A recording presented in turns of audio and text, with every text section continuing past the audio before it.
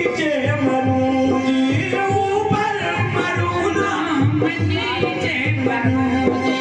अस्त्र से मरूं ना मैं शस्त्र से मरूं जी, अस्त्र से मरूं ना मैं शस्त्र से मरूं जी। कील में मरूं ना मैं सूख में मरूं जी, कील में मरूं ना मैं सूख में मरूं जी। मनुष्य से मरूं ना मैं पशु से मरूं जी, मनुष्य से मरूं ना मैं पशु से मरूं जी। मनुष्य से मरूं ना मैं पशु से मरूं जी, मनुष्य से मरूं ना मैं पशु से मरूं जी। दिन में मरूं ना मैं रात में मरूं जी, दिन में मरूं ना मैं रात में मरूं जी। दिन में मरूं ना मैं रात में मरूं जी, दिन में मरूं ना मैं रात में मरूं जी। भीतर मरूं ना मैं बाहर मरूं जी, भीतर मरूं ना मैं बाहर मरूं जी। ऊपर मरूं ना मैं नीचे मरूं जी, ऊपर मरूं ना मैं नीचे मरूं जी। अस्त्र से मरूं ना मैं शस्त्र से मरूं जी, अस्त्र से मरूं ना मैं शस्त्र से मरूं जी। अस्त्र से मरूं ना मैं शस्त्र से मरूं जी, अस्त्र से मरूं ना मैं शस्त्र से मरूं जी। कील में मरूं ना मैं सूखी में मरूं जी, कील में मरूं ना मैं सूखी में मरूं जी। मनुष्य से मरूं ना मैं पशु से मरूं जी, मनुष्य से मरूं ना मैं पशु से मरूं जी। दिन में मरूं ना मैं रात में मरूं जी, दिन में मरूं ना मैं रात में मरूं जी। दिन में मरूं ना मैं रात में मरूं जी। प्रेम से बोलिए भक्त वत्सल भगवान की जय। आदमी मर जाता है, सर्टिफिकेट दीवार में टंगा रह जाता है, मानव मर जाता है। कितनी अकल लगाई फिर भी मर गया। लेकिन ब्रह्मा जी ने सब कुछ जान लिया और कहा तथास्तु। क्या कहा? तथास्तु। तुम इसमें खुश हो कि बहुत प्रसन्न है महाराज? उन्होंने कहा तथास्तु कह दिया, ठीक है जाओ। हिरण्यकशिपु ने कहा नहीं महाराज, हमें देवताओं पे विश्वास नहीं है, इसका सर्टिफिकेट देना पड़ेगा आपको। मैं दावे के पत्र पे लिखवाता हूँ, आप दस्तखत करके अपना मुहर मार दीजिए। कहा आपने पीओ से कि ठीक है भाई, वो लिखवा कर लाए तो मुहर मार देना, मैं दस्तखत कर देता हूँ। इतना सर्टिफिकेट लेने के बाद वो मर गया। मरना निश्चित है, मरना निश्चित है। चलिए, तांबे के पत्र में उन्होंने लिखवाया, ब्रह्मदेव नीचे हस्ताक्षर कर दिए। ना भीतर मरे, ना बाहर मरे, ना अस्त्र से मरे, ना शस्त्र से मरे, ना मनुष्य से मरे, ना पशु से मरे। गीली चीज में ना मारू, सूखी चीज में ना मारू, ना दिन में मारू, ना रात में मारू, फिर भी मर गया। जय हो। पूर्व जन्म का भगवान का पार्षद था, पूर्व जन्म में वो भगवान का पार्षद था। तो स्वयं भगवान आए मुक्ति देने। तो आधार ले लो प्रभु का, आश्रय ले लो प्रभु का, वहां अकल काम नहीं करेगी। पुष्टि मार्ग में केवल शरणागति ही काम करती है। पुष्टि मार्ग में केवल शरणागति ही काम करती है और काम करेगी। घर आया, तमाम राक्षसों को जुटाया, इकट्ठा किया और भूमंडल पर उसका राज्य हो गया। और वो घोषणा कर दिया कि मैं भगवान हूँ। अहम ब्रह्मास्मि, अहम ब्रह्मास्मि, अहम ब्रह्मास्मि। मैं ही ब्रह्म हूँ, मैं ही भगवान हूँ। एकत्रित हो गए और सभी राक्षसों में खुशी दौड़ गया। मेरा झंडा लहरा रहा है, मेरा राजा भगवान होकर आया है। लेकिन हाँ, ये सदैव याद रखिए कि पुष्टि मार्ग में शरणागति ही काम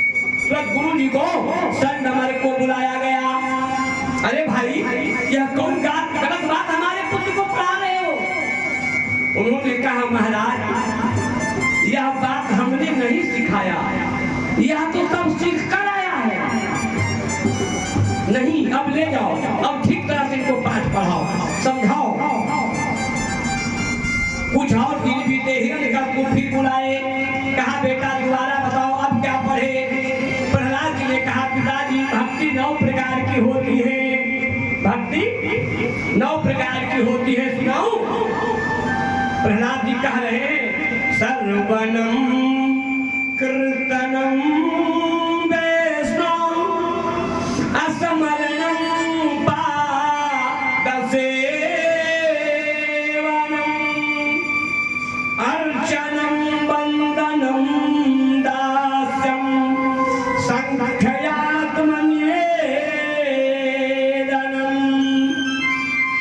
पिताजी, भक्ति 9 प्रकार की होती है, श्रवण, कीर्तन, स्मरण, वैष्णव। पहली भक्ति श्रवण है जो आप लोग कर रहे हो। अब तन से यहाँ बैठे हो, मन से कहाँ हो ये प्रभु जाने, लेकिन तन के साथ मन लेकर यहाँ बैठे हो तभी आप कथा पंडाल में हो। तन और मन अगर दोनों आपका यहाँ है, तन से यहाँ हो और मन से कहीं और हो तो आप वहाँ हो। आप कथा पंडाल में हाथ मार के लोथड़े की तरह एक स्टैचू बनकर बैठे हो, प्रतिमा बनकर बैठे हो। अब उन्होंने फिर से पूछा, किसने सिखाई यह भक्ति तुझे? मेरे दुश्मन का नाम लेता है, ये हमारा पुत्र नहीं हो सकता। सिपाहियों को कह दिया कि हमें ऐसे पुत्र की जरूरत नहीं है, इसे मृत्यु दंड दे। मेरे दुश्मन का वह संकीर्तन कर रहा है और लाख कोशिश की, उनको जहर पिलाया, लेकिन वह अमृत बन गया। आकाश से नीचे गिराया, लेकिन भगवान ने बचाया। पहाड़ों से गिराया, समुद्र में डुबाने की चेष्टा की, हाथी के चरणों के नीचे कुचलवाने की कोशिश की, यहाँ तक कि आग में जलाने की भी कोशिश की, पर परमात्मा ने उन्हें बचा लिया। उनका हिरण्यकश्यप का एक बहन है जिसका नाम है होलिका। क्या नाम है? होलिका में 10 हजार हाथी का बल है महाराज। होलिका भी तप करके ब्रह्मा जी से एक वरदान प्राप्त की है, उनको भी एक काला चादर मिला है, इसे ओढ़ कर तुम अग्नि में नहीं बैठोगे तो तेरा शरीर नहीं दग्ध होगा, नहीं जलेगा। बड़ा सुंदर बात है, बड़ा सुंदर बात। पिताजी दुश्मन बन गए, मारने की बार बार चेष्टा कर रहे हैं। एक बार धड़कते हुए अग्नि में बिठाया, बुलाया गया, कहीं भैया क्या बात है? कहीं मेरे पुत्र है, ये मेरा दुश्मन का नाम लेता है। कहीं बस कुछ बात नहीं है, मुझे ब्रह्मा का बल प्राप्त है, मैं चादर ओढ़कर बैठती हूँ, चारों तरफ से गोद में लेकर आग लगा दो, ये जल जाएगा। 52 बयार और 49 मरुत, 49 मरुत और 52 बयार आज तक 2 ही बार चला है सरकार, आज तक 2 ही बार चला है। पहला बार त्रेता में, पहला बार सतयुग में जब प्रहलाद जी को बचाने का बात था, उस समय 52 बयार और 49 मरुत चले। दूसरी बार जब लंका हनुमान जी चला रहे थे उलट पलट के, उस समय चला। सब चीज से कहे प्रहलाद सुनो मैया, हम राम का नाम ना छोड़ेंगे। क्या हुआ? प्रेम से बोलिए बाके बिहारी भगवान की जय। जय श्री राम।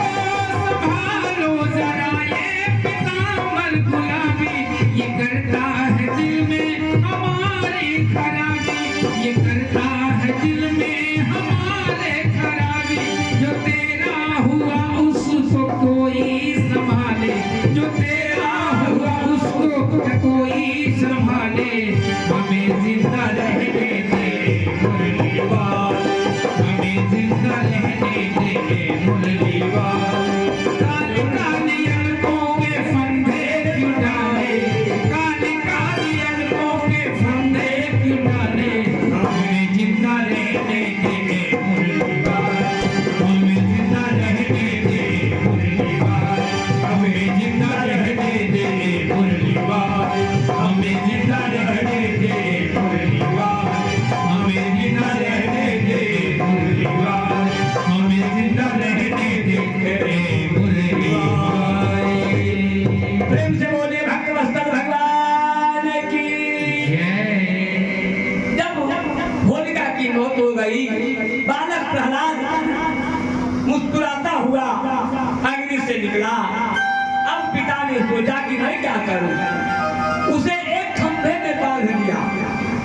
और कहा बोलो तेरा भगवान कहाँ है?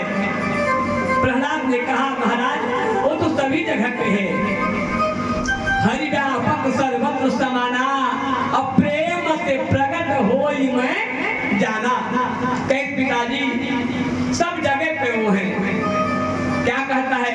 हम में तुम में खड़ग खंभ में, जहाँ देखो वहाँ राम है। हम में तुम में खंभ में, जहाँ देखो तहाँ राम है। हम में तुम में खड़ग खंभ में, जहाँ देखो वहाँ राम है। हम में तुम में खंभ में, जहाँ देखो वहाँ राम है। राम राम कही जय जमुआही, राम राम कही जय जमुआही, उनका भी कल्याण है। राम राम कही जय जमुआही, उनका भी कल्याण है। राम नाम कही जय जमुआही, उनका भी कल्याण है। कहा पिताजी हम में आप में, जिस खंभे में बांधे हैं उसमें, और जो आप खड़ग लिए हैं उसमें ही प्रभु है ना? क्योंकि हरिव्यापक सर्वत्र समाना, अब प्रेम से प्रकट होई मैं जाना। बड़ा सुंदर बात। अब आलिंगन देने के लिए जब प्रहलाद गए, हैवान मयान से तलवार निकालता है, इतने में खंभे को फाड़ कर जोर का शब्द हुआ और नरसिंह भगवान प्रकट हो गए। प्रेम से बोलिए नरसिंह भगवान की। भूखंडम वारणम दंडम प्रवितम जंपदम पोरुडंपाम, दिमड़िम गिड़िम्बम ब्रह्मपिदहमय झंप झंपास्य झंपे, तुल्यातु तुल्यातु तुल्याः कुमकुम कुमांके धुमांके, एतच्च गुणयुक्तम् अरः करः पातु मां नारसिंहम्। प्रेम से बोलिए नरसिंह भगवान की। नरसिंह भगवान खंभ को फाड़ कर प्रकट हो गए और लपक के पकड़े हुए हिरण्यकश्यप को और अपने जंघे पे बिठा लिया। इतना जकड़ कर पकड़ लिया महाराज, हिरण्यकश्यप का कुछ नहीं चला। कहा आप मुझे मार नहीं सकते। उन्होंने कहा क्यों भाई? तो हमें तो वरदान प्राप्त है। कहीं तेरा सभी वरदान विफल हुआ। अपने जंघे पे बैठाए हैं तो सबसे पहला वाणी है कि ऊपर मारूं ना मैं नीचे मारूं, ना तू ऊपर है ना तू नीचे है, बीच में मेरे जंघे पे बैठा है, ना अंदर है ना बाहर है, बीच दरवाजे पे हूं मैं, ना रात है ना दिन है, ना रात है ना दिन है, गौधूली का बेला संध्या काल है, ना सूखा है ना गीला है ना मैं मनुष्य हूं ना मैं पशु हूं। नरसिंह भगवान शरीर नर है और मस्तक सिंह का है। तुम देखो गौर से, कई सर्टिफिकेट ला कर दिखा इनको। उन्होंने कहा कोई सर्टिफिकेट काम नहीं आएगा। कहा हो? और अपने नख से उनका उदर को विग्रह कर दिया। प्रेम से बोलिए भक्तवत्सल भगवान की जय। अब आकाश से सारे देवता प्रकट हुए, प्रभु का यह दर्शन किया, खूब नाचे प्रभु। उनकी अतड़ियां निकालकर अपने गले में लपेट लिया और जब प्रहलाद जी गए तो उनको अपने जीभ से चाटने लगा। पशु का स्वभाव है, गौ माता जब बच्चा देती है तो अपने बच्चे को प्यार जीभ से चाट चाट के करती है ना, चाटने लगा। भगवान बहुत क्रोध में है, अपने भक्त का अपमान सह नहीं सकता। सबने कहा जीव मात्र में आकर परमात्मा की स्तुति की, लेकिन प्रभु शांत नहीं हुए। सबों ने कहा कि उनकी पत्नी लक्ष्मी जी को बुलाओ। लक्ष्मी जी आई, देखी कहीं पागल हो गए हो? अरे मेरा दुल्हा सांवला सलोना है, ऐसा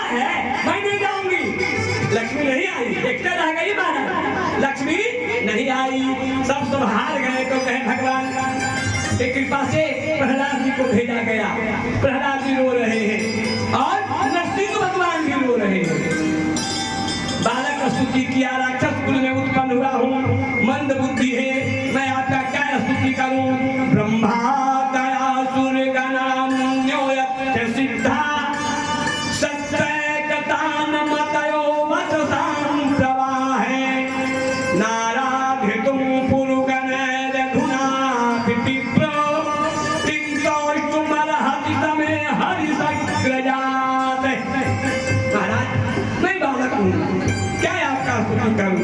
प्रभु शांत हुए, प्रहलाद जी को उठाकर अपने गोद में लिया, सिंहासन पर जाकर बैठाया, अपने जीभ से चाटने लगे। प्रभु की आंख से आंसू आ गया। प्रहलाद ने पूछा कि महाराज आप क्यों रो रहे हैं। मैं तो इसलिए रो रहा हूँ सरकार कि मेरा पिताजी मर गए, इसलिए रो रहा हूँ। आप क्यों रो रहे हैं। प्रभु ने बड़ा सुंदर जवाब दिया। क्या कहा कि मैं इसलिए रो रहा हूँ कि मुझे आने में बहुत देर लगा, तुम बहुत कष्ट मेरे नाम का पाया है, इसलिए रो रहा हूँ। उसके बाद बेटा तू वर मांग, मैं तुझे क्या प्रदान करूँगा। पुत्र किसे कहते हैं। पुत्र लड़का और बेटा तीनों एक है। पुन्नान नामक नरक के त्राण से जो बचा देवे उसे पुत्र कहते हैं। पुन्नान नामक नरक के त्राण से जो बचा देवे उन्हें पुत्र कहते हैं। और जो लड़कर अपना हक हिस्सा बाप से मांगा हो, जो लड़कर अपना हक हिस्सा बाप से मांगा हो उसे लड़का कहते हैं। और जो अपने बाप से बेअदबी से पेश आता हो, बेअदबी समझते हैं।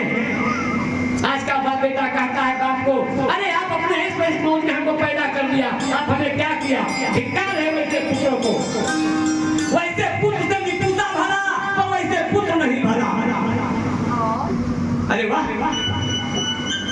पुत्र। और वो पुत्र क्या मांगता है, कहता है सरकार तू मांग, मैं तुझे क्या दूं, मेरा यह भाव है। प्रभु यदि आपको कुछ देना है तो यही दो कि मेरे पिता का मुख्य हो जाए। प्रेम से बोलिए भक्त वत्सल भगवान की। जो पिता ने याग में जलवा दिया, पैरों हाथी के पैरों तले जलवा दिया, समुद्र में डुबा दिया, पहाड़ से गिरा दिया, वो बेटा, वो पुत्र, वो लड़का आज अपने बाप का मोक्ष मांग रहा है। क्या मांग रहा है। मोक्ष मांग रहा है। इसके पहले प्रहलाद ने अनेक असुर बालकों को उपदेश दिया। दैत्य बालकों को इस जग में कौन सा पुरुष है जिसकी इंद्रियां बस में है और जो घर गृहस्थी में आसक्त और माया तथा ममता की मजबूत फांसी में फंसे हुए हैं, अपने को छुड़ा नहीं सकते। ऐसा पुत्र भी कहीं मिलता है जो बाप मारने के लिए तैयार था। आज भी पुत्र अपने पिता की एक एक अंग का मुक्ति मांग रहा है। भगवान नरसिंह का प्राकट्य मुल्तान में हुआ था। भगवान नरसिंह का प्राकट्य मुल्तान में हुआ था। मुल्तान आजकल पाकिस्तान में जो पंजाब है, पाकिस्तान में भी एक पंजाब है ना, वहाँ है। पंजाब हिंदुस्तान में भी है, पंजाब पाकिस्तान में भी है। तो पंजाब राज्य जो पाकिस्तान में है वहाँ मुल्तान है। मुल्तान में क्योंकि वही हिरण्यकशिपु की राजधानी थी। प्रहलाद जी को यह कहकर प्रभु अंतर ध्यान हो गए। देवता अपने अपने जगह पर चले गए। इसके बाद तो 4 वर्ण की बात आई, ब्राह्मण क्षत्रिय वैश्य और शूद्र। एक शिक्षक है, चारों वर्ण का एक छोटा सा उदाहरण देता हूँ, उसे ध्यान रखना। ब्राह्मण शिक्षक है, एक रक्षक है, एक पोषक है और एक सेवक है। लेकिन इन तीनों का जीवन उस सेवक पे निर्भर करता है। सेवक इस बात को आज के युग में समझ नहीं रहा है। सेवक पे निर्भर करता है। ब्राह्मण क्षत्रिय वैश्य और शूद्र सब धर्म के आचार्य हैं। कोई ऊपर नीचे नहीं है, सब प्लेटफार्म पर बैठे हैं। ट्रेन आएगा और हम जाएंगे। इस बात को समझे भैया, बड़ा सुंदर बात। इसके बाद भगवान ब्राह्मण गृहे पानी परीक्षित महाराज ने सुखदेव से पूछा, थोड़ा सा गजेंद्र का आख्यान सुन लो। गजेंद्र की कथा केवल गजेंद्र की कथा नहीं है, ये हम सबों की कथा है। हम सब गजेंद्र हैं। यह तो हर जीव मात्र की कथा है। जो यात्रा गजेंद्र के जीवन में हुई वह यात्रा हर जीव को करनी है। बुढ़ापे के समय में इस शरीर जिसे हर प्रकार के रोग का घर कहा गया है, पत्नी नजदीक नहीं आएगी, पुत्र बाहर से ही देख के चला जाएगा, ये समय है। पुत्र पौत्र नजदीक नहीं आएंगे। अस्पताल में बैठा बैठा यह विचार करेगा कि मैं करूं क्या करूं, अंतिम समय है। लेकिन आज का जीवन तो हो गया हॉस्पिटल टू हॉस्पिटल। बच्चा पैदा होता है हॉस्पिटल में और बूढ़ा बूढ़ी मरता है हॉस्पिटल में। काया जी मरने के पहले बिटवा हॉस्पिटल पहुंचा देगा, वहां मरोगे उधर सुधर जला देगा, कहीं घर का पहुंचाना न करना पड़े। समझ रही हो ना। सबसे उत्तम काम किया कि कम से कम अपने जीवन काल में भागवत कथा की श्रवण कर ली, इससे उत्तम कोई काम नहीं है। बड़ा सुंदर बात। एक त्रिकुट पर्वत है, इसके बीच में एक सरोवर है, उसका वर्णन आया है त्रिकुट यानी नीलांचल स्थान। त्रिकुट यानी नीलांचल स्थान। 3 पर्वत थे, सत्वगुण, रजगुण और तमोगुण, सात्विक, राजस और तामस। तीनों पर्वत अर्थ काम में परिपूर्ण थे और बीच में जो सरोवर है और कुछ नहीं, वह संसार है। वासना के कारण से यदि मनुष्य के जीवन में थोड़ी सी वासना रह जाए तो उसको मुक्ति नहीं मिलती है। जब तक वासना से मुक्ति नहीं पालोगे तब तक मुक्ति नहीं मिलेगी। अकेले नहीं है, गजेंद्र वहां गया है, पूरे पत्नी भी है, बच्चे भी हैं, बहू भी है। जब वो गया तो वहां एक ग्राह आकर उनका चरण पकड़ लिया। वह ग्राह हाथी को पकड़कर झील के बीच ले गया। हाथी तो बलवान प्राणी है, पर उसका बल जल में काम नहीं आता। जल में हल्का बल फीका पड़ जाता, जल में हल्का बल फीका पड़ जाता है। हाथी का बल तो सिर्फ धरती पर चलता है। गजेंद्र का आकाश में आपत्ति से घबरा उठा। यह केवल गजेंद्र की कथा नहीं है, हमारी और आपकी भी कथा है।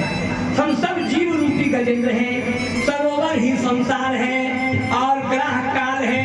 इस तरह पूरी कथा हमारे जीवन की ढाकी है। अब यह ग्रह हाथी को पकड़कर बीच झील में ले गया। हाथी का शरीर धीरे धीरे पानी में डूबने लगा, पूरा शरीर गया, नाक और कान भी डूबने लगा। अब हाथी समझ गया कि मुझे मरना है। जो ही बेटा आगे बढ़ता है हाथी को बचाने के लिए कि हाथी के पत्नी बेटा के हाथ पकड़ के पीछे करती है। अरे बुढ़ा तो मर रहा है, तुम क्यों मरने जा रहे हो? जय हो माँ। और जब आप मरोगे ना तो सबसे पहले आपकी पत्नी अपनी बेटा को बुलाकर मुझा पर रोते हुए कहेगी कि ज्यादा देर बाद का लाश रहेगा तो गंध आ जाएगा, जितना जल्दी से ले जाओ। जिस नारी से नेह घनेरा देख वही डराएगी, जिस नारी से नेह घनेरा देख वही डराएगी। हथनी तो यह विचार कर रही थी कि यदि हम इस बूढ़े की सहायता करने जाएंगे तो ग्रह हमको भी मार देगा। अपना जान सबको प्यारा है। ये तो मैं अपने घर में ही देखा है, ये अपने घर में देखा हूँ महाराज। मेरे महामान्य मानवर सहले चाचा गणेश जी महाराज को हो गया कोरोना। क्या हो गया? कोरोना। हमारे तीनों बच्चे, चारों बेटियां, उनमें लगा है, कोई छुआछूत नहीं। लेकिन हमारी चाची जूठे गिलास नहीं उठाए, स्पष्ट कहा कि हम नहीं छुएंगे। क्या उनका जान अपना प्यारा था। उस समय वो अपने पोता पोती के जान को भी नहीं देख सका। उस दिन मुझे समझ में आया भागवत का सार कि यहाँ किसी का कोई नहीं। मैं कहता था मैं देख रहा हूँ अपने जीवन का रक्षक सारा संसार है, लेकिन नहीं, उसका पुण्य हमारे बाल बच्चों को प्राप्त हुआ। भले कर को बोल दे आज कर जाए, लेकिन उसका पुण्य मेरे बच्चे को जरूर प्राप्त हुआ। रात भर हॉस्पिटल देखा, यहाँ तक के कि डॉक्टर, नर्स और झाड़ू देने वाले तक के खरीद लिया। किसी को साड़ी दे रहा है, किसी को लोटा थाली दे रहा है, किसी को गगला दे रहा है कि मेरा बाबा को सेवा कर, हमको तो जाने नहीं देगा। तो गजेंद्र की कहानी मुझे याद आ गई कथा कि यही हाथी डूब रहा था तो हथनी वही चाचा मर रहा था, चाची छूने को तैयार नहीं हुई। यह कथा अगर उनके पास पहुंचेगा तो उनको लगेगा कि सही कथाकार किसी का नहीं है। मैं ब्रह्म का तो देखता हूँ, किसी का कुछ नहीं है, और जो सार्थक है, जो सत्य है, वही कथा में आती है। इसलिए गजेंद्र की कथा हम सबको कथा है। तमेव याचे मम देहि जिह्वे समागते दंडधरे कृतान्ते दत्तमेघं मधुरा सुवध्या गोविंद दामोदर माधवेति। राधे गोविंद दामोदर माधवेति। हे गोविंद राख शरण, हे गोपाल राख शरण, अब तो जीवन हारे। गोविंद राख शरण, अब तो जीवन हारे। हे गोविंद राख शरण, अब तो जीवन हारे। हे गोविंद राख शरण, अब तो जीवन हारे। अब तो जीवन हारे नाथ, अब तो जीवन हारे। अब तो जीवन हारे नाथ, अब तो जीवन हारे। अब तो जीवन हारे नाथ, अब तो जीवन हारे। अब तो जीवन हारे नाथ, अब तो जीवन हारे। हे गोविंद राख शरण, अब तो जीवन हारे। हे गोविंद राख शरण, अब तो जीवन हारे। नीर पीवन हेतु गए सिंधु के किनारे। नील पीवन हेतु गए सिंधु के किनारे। सिंधु बीच बसत ग्राम, सिंधु बीच बसत ग्राह, चरण गए पछारे। सिंधु बीच बसत ग्राह, चरण धर पछाड़े। हे गोविंद राख शरण, अब तो जीवन हारे। हे गोविंद राख शरण, अब तो जीवन हारे। चार पहर युद्ध भयो ले गए बजधारे। चार प्रहर युद्ध भयो ले गयो बजधारे। नाक कान डुवन लागे, नाक कान डुवन लागे, कृष्ण को पुकारे। नाक कान डूबन लागे, कृष्ण को पुकारे। हे गोविंद राख शरण, अब तो जीवन हारे। हे गोविंद राख शरण, अब तो जीवन हारे। गोविंद राख। शरणागति सबसे उत्तम औषधि है। शरणागति सब, अरे वो क्या शरणागति हो गई, उनका शरणागति तो संसार है। किसी का सर में दर्द है, किसी का छाती में दर्द है, किसी का पेट में दर्द है, किसी का कमर में दर्द है, किसी का पैर में दर्द है, किसी को भूत सता रहा है, किसी को प्रेत सता रहा है, किसी को बैमत सता रहा है, दौड़ दौड़ कर तिवारी बाबा के घर आ रहा है। वो भी एक डॉक्टर है। कितना उत्तम बात है नरेंद्र बाबू कि उस तिवारी का नाम बार बार मैं मंच से लेता हूँ। उसका सारी अब गुण को मैं मिश्रण कर दिया, सबों का नाम मंच से नहीं आता।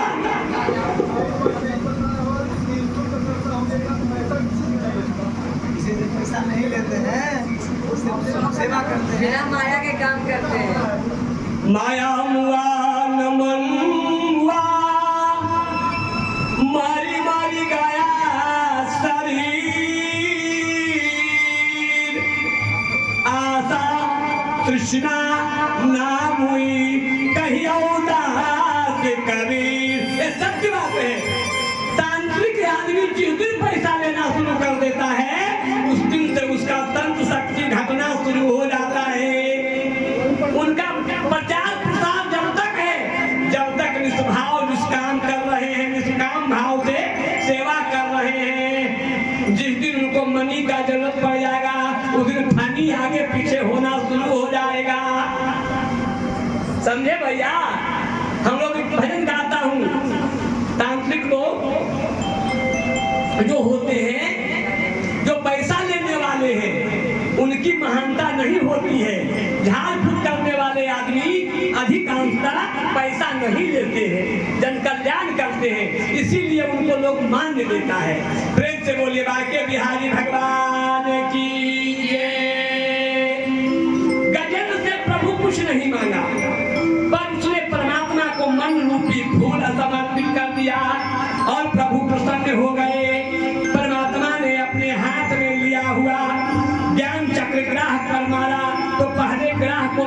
हो गई।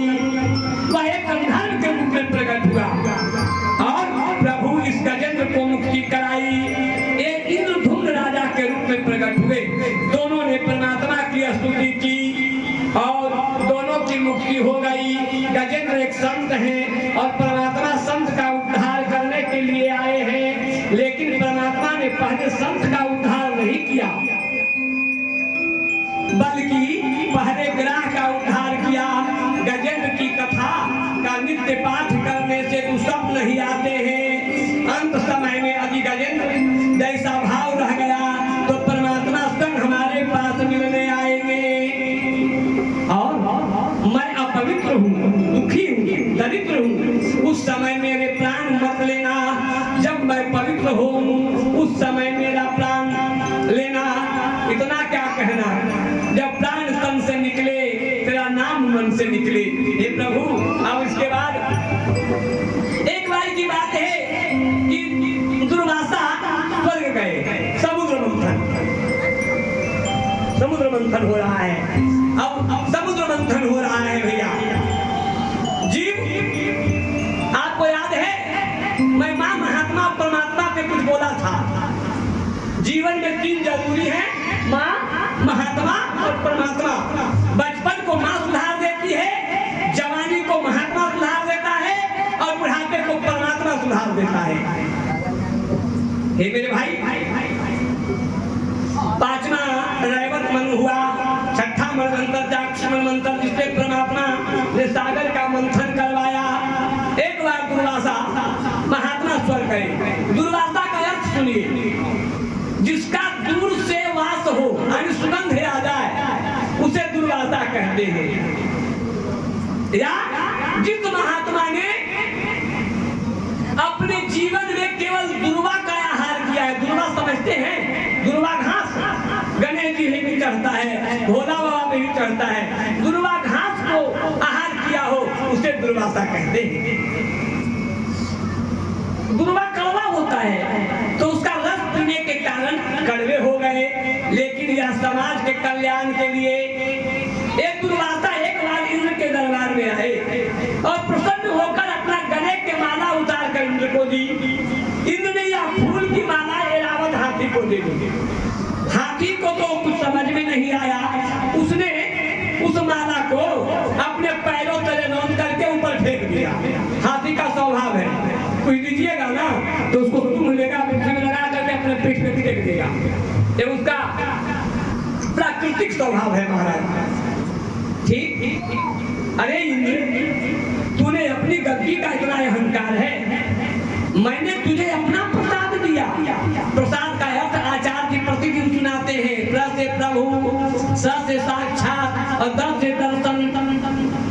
एक संत पुरी गए, जगन्नाथपुरी, और वहां ने उन्होंने प्रसाद का पुरस्कार किया। कहा नहीं, आज हमारा उपवास है, प्रसाद दे लेंगे। जगन्नाथपुरी में उपवास नहीं होती है, एकादशी नहीं होती है महाराज, है ना। गया में दया नहीं, कलकत्ते में रात नहीं, जगन्नाथ जी में कोई जात नहीं। जय हो। आप कहोगे महाराज अपने घर की ऐसी बात करते हो, अगर वहां दया होगा तो मुक्ति नहीं मिलेगी। मुक्ति देने वाला दया नहीं करते हैं, वो दया का पात्र बनाते हैं, है ना। और आपको भी कहा गया कितना दो उतना दो उतना दो। बउआ जी आया तो जितना दो उतने में सही हो गया। यही पात्रता है। ये भैया बड़ा सुंदर बात। अब इंद्र को श्राप दे दिए दुर्वासा कि तू अपना पद प्रतिष्ठा और पैसे पद से भ्रष्ट हो जा। यह श्राप देकर दुर्वासा चले गए। जब राक्षस को यह पता चला तो बलि राजा और सारे राक्षसों ने एकत्र होकर स्वर्ग पर चढ़ाई कर दिया। भयंकर युद्ध हुआ, देवता भागे, राक्षस अधिपति हुए और बलि राजा वहां का राजा हुए। देवता दर दर के भिखारी हो गए और वैकुंठ में जाकर परमात्मा से प्रार्थना किया, प्रभु हमारे ऊपर ऐसी कृपा करो कि हमारा स्वर्ग वापस मिल जाए। परमात्मा ने कहा देखो, यदि तुम अमर हो जाओ तो युद्ध करते करते बार बार तुम्हारी पराजय हो जाती है। अब एक बात जानिए, देवता दानव से बार बार हार जाते हैं। क्यों हार जाते हैं भाई? देवता को देव होने का अहंकार हो जाता है और राक्षस को वरदान प्राप्त करके आते हैं। राक्षस वरदान प्राप्त करके आते हैं। ऐसी स्थिति हुई, प्राणय हो जाती है, वह नहीं होगी। तुम समुद्र मंथन करो, इस मंथन से तुम्हें कुछ रत्न भी मिलेगा, निकलेगा और साथ में हमें अमृत मिलेगा, लेकिन इसके लिए हमें दानवों की सहायता लेनी चाहिए। परमात्मा ने स्वयं देवों को बेईमानी करने को सिखाया। मीटिंग हो गई, देव दानव सब एक तरफ बैठ गए, समुद्र मंथन के लिए राजी हो गए। भगवान विष्णु देवताओं को कहते हैं कि आपको कहना है कि हम देवता हैं, हम पूंछ के तरफ रहेंगे, बांसुरी के नहीं मुंह के तरफ रहेंगे। क्यों? कि जब आप कहोगे मुंह के तरफ हम रहेंगे तो कहेगा बहुत बड़ा हो गए हो, हम पूंछ पकड़ेंगे, हम मुख पकड़ेंगे। क्योंकि जब बांसुरी चलेगा मथानी में मंदराचल की, झारखंड के देवघर गए हो कभी? देवघर से आगे एक उनका जिला है, वहाँ मंदराचल पर्वत है। आज भी मंदराचल पर्वत बोला है और उसमें ऐसा रेखा है भैया कि लगता है नाक बांसुरी लटका हुआ है, आगे भी है उसका और पीछे भी है उसका। वो देखने योग्य जगह है, बड़ा सुंदर बात। अब उन्होंने कहा कि देखो भाई समुद्र मंथन तो होगा, लेकिन हम लोग देवता हैं, हम लोग मुख पकड़ेंगे। एक उठा राक्षस और कहा देखो आप लोग बड़ा खराब आदमी हो, अरे तू देवता हो तो क्या है, तुमको पूछ पकड़ना है, मुख हम पकड़ेंगे। भगवान खड़े होकर ताली बजा दिए कि मैं समर्थन करता हूँ, यही होगा, है ना? क्योंकि मुख से विष निकलेगा, विष से जो मुख के तरफ रहेगा वो झुलस जाएगा। बड़ा सुंदर बात। जैसे किसी घट में सांप आकर फंस जाए और साथ में चूहा भी आ जाए तो उस समय सांप चूहा को खाता नहीं है, चूहा से प्रार्थना करता है, क्योंकि सांप में बिल बनाने की शक्ति नहीं है। कपड़ा कुचल सकता है तो चूहा, मिट्टी के बिल बना सकता है तो चूहा कहता है ऐसा करो, इस फंद को काटो और दोनों निकल जाएंगे। हम वादा करते हैं निकलने के बाद खाएंगे नहीं, लेकिन जो ही चूहा फंद कहता है नहीं यही ठीक है, यहाँ भी तुम खा जाओगे वहाँ भी खा जाओगे, इसे काटेंगे ही नहीं। बहुत प्रार्थना किया, प्रार्थना के बाद जो ही फंद को काट के बाहर निकला कि सांप सब चूहा को पकड़ लेता है कि जीव जीवस्य भोजन, तुम मेरा भोजन है, तुम्हें कहाँ जाने दूं, इसलिए ऐसे फंद में कभी मत पड़ना। जिस आदमी से आपको समझ में आ रहा है कि धोखेबाज है, चापलूस है, वैसे से सदैव सतर्क रहो, सदैव सतर्क रहो। परमात्मा ने ही ये कहा कि समुद्र मंथन करो, इसमें से दानवों की सहायता लेकर कार्य करो, अमृत प्राप्त होगा, उसमें से हमें रत्न भी मिलेंगे और अमृत भी प्राप्त होगा तो हम लोग अमर हो जाएंगे। समुद्र मंथन शुरू हुआ, मंदराचल की मथानी बनाई गई, बांस की सांप का रस्सी बनाई गई, लेकिन बांसुरी के मुख में तो अग्नि निकलने वाली थी, जहर, तो देवताओं ने प्रयोग किया, वही बात हुआ। अब भैया तुम मस्तिष्क पकड़े, देवता लोग यही चाह रहे थे। अब दानवों ने मुख पकड़ा और देवों ने पूंछ पकड़ी। दानव मस्तिष्क पकड़ने के कारण काफी पीड़ित हो रहे थे। समुद्र का मंथन शुरू हुआ, लेकिन जैसे जैसे मंथन हो रहा था मंदराचल पर्वत घिस रहा था और भगवान ने उस समय एक अवतार धारण किया। प्रेम से बोले कश्यप भगवान की जय। कछुआ का रूप धारण किया और मंदराचल मथानी के नीचे हो गए और मथानी चल रहा है। कछुए का खोपड़ी बड़ा बलियार होता है। आज के जमाने में एक नया चीज चल रहा है, सब कोई कछुए का मुट्ठी पहनते हैं, है ना? नहीं पहनना चाहिए। आप जीव हो और कीट पतंग में आता है, कछुआ क्या चीज में आता है? कीट पतंग में आता है। अब आप कीड़े को शरीर पर धारण करोगे तो बेचारा कीड़े जैसा होगा ना। लोग कहते सरकार लक्ष्मी आती है, क्या लक्ष्मी आएगी? अगर आप ज्यादा सामर्थ हो तो जिंदा कछुआ पालो घर में, ज्यादा सामर्थ हो पालो, लेकिन नर नारी सबको देखते कछुआ पहन रही है, वो सब विडंबना है, उससे कुछ नहीं प्राप्त होगा। और अपना स्वरूप स्थिर करके समुद्र का मंथन करवाया। महात्माओं का मत है कि जब जीव 16 साल का होता है तो इंद्रियों का मंथन होता है। इंद्रियों का मंथन होते समय यदि सद्गुरु का अनुग्रह न हो तो वह संत की संगति न हो, शास्त्र की संगति न हो तो जीवन विषयों के बीच से भर जाता है। और आज के लोग अपने बच्चे को संतों का संग नहीं कराते हैं, बुजुर्गों का संत नहीं कराते हैं।